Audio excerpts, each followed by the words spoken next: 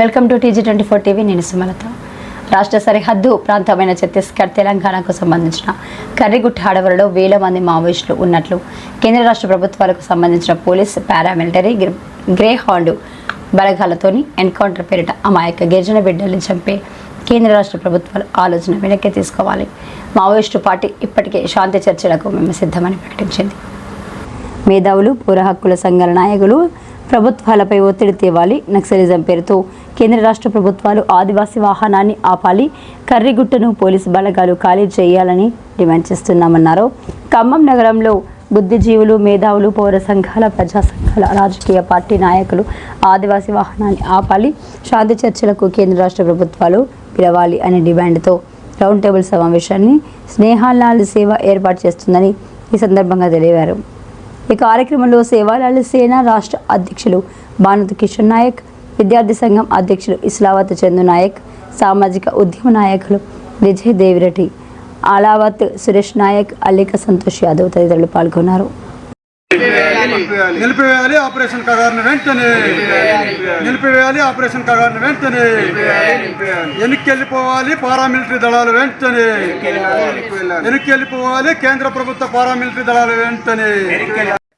సేవాలాల్ సేన తెలంగాణ రాష్ట్ర అధ్యక్షుడిని.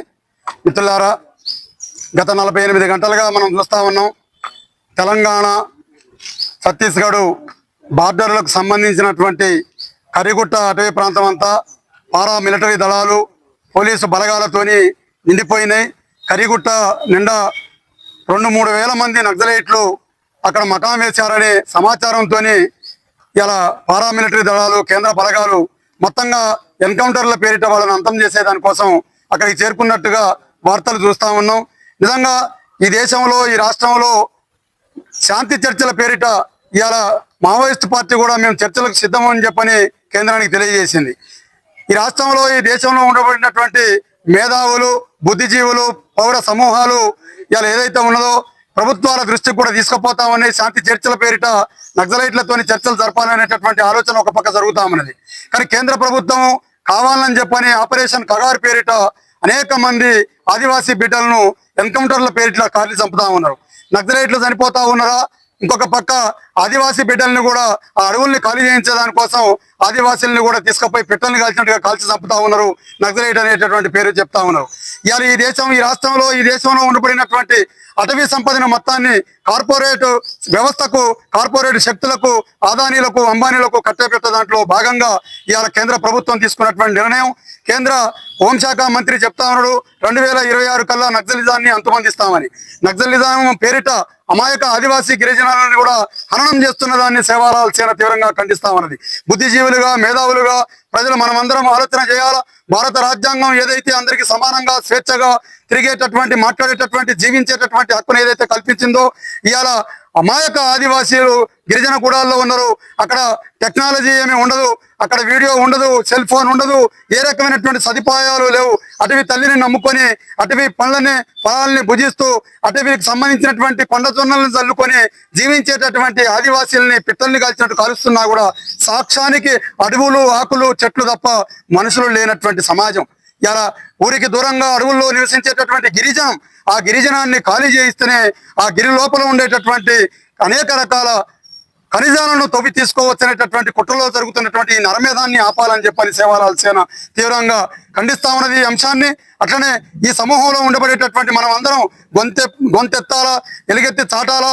2-3 వేల మంది అడవి బిడ్డల్ని చంపడం కోసం ఇప్పటికే మొత్తంగా ఆ కర్రిగుట్టని హస్తగతం చేసుకునే బలగాలు, ఆ బలగాల చెర నుండి ఆదివాసీ బిడ్డల్ని రక్షించే దాంట్లో భాగంగా మనం అందరం మాట్లాడాలని, శాంతి చర్చల పేరిట మాట్లాడాలని చెప్పని ఈ ప్రభుత్వాలకు విజ్ఞప్తి చేస్తూ అమాయక ఆదివాసీ గిరిజనుల్ని అనవసరంగా కావాలని చెప్పని ఆ అటవుల్ని ఖాళీ చేయించే దాంట్లో భాగంగా చంపేస్తా ఉన్నారు. ఈ నరమేధాన్ని ఆపాలని చెప్పని కేంద్ర రాష్ట్ర ప్రభుత్వాలకు డిమాండ్ చేస్తూ ఈనాడు ఖమ్మంలో ఈ కార్యక్రమాన్ని చేస్తా ఉన్నాం.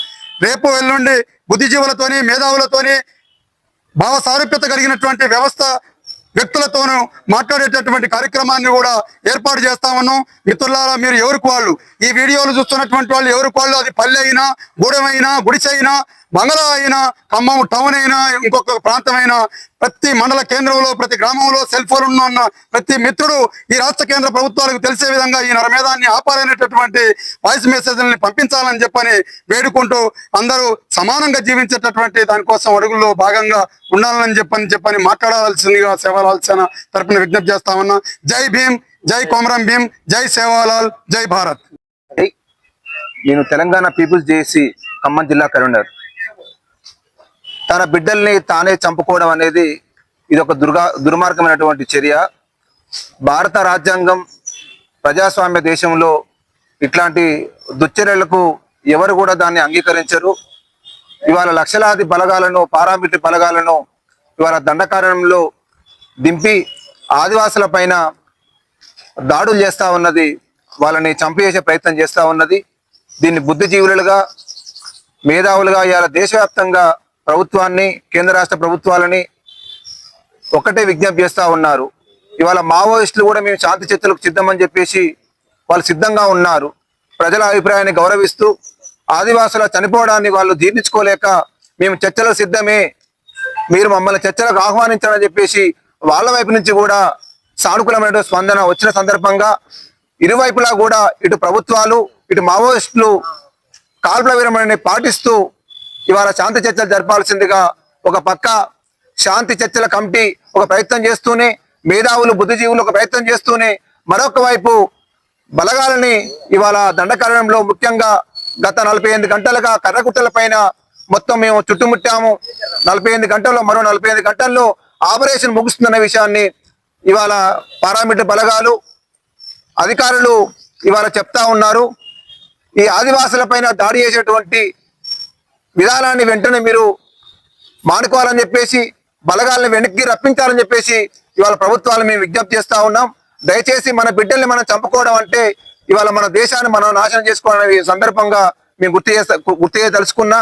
కాబట్టి మరొకసారి విజ్ఞప్తి చేస్తూ ప్రజలు, ప్రజాస్వామికవాదులు, బుద్ధిజీవులు, మేధావులు ఈ ఆపరేషన్ కగార్ని వ్యతిరేకించాల్సిందిగా, ఆపరేషన్ కగార్ పేరుతో జరుగుతున్నటువంటి దాడిని వ్యతిరేకించాల్సిందిగా, శాంతి చర్చలకు రెండు వైపుల నుంచి కూడా రావాల్సిందిగా మీ అందరికీ విజ్ఞప్తి చేస్తా ఉన్నాను.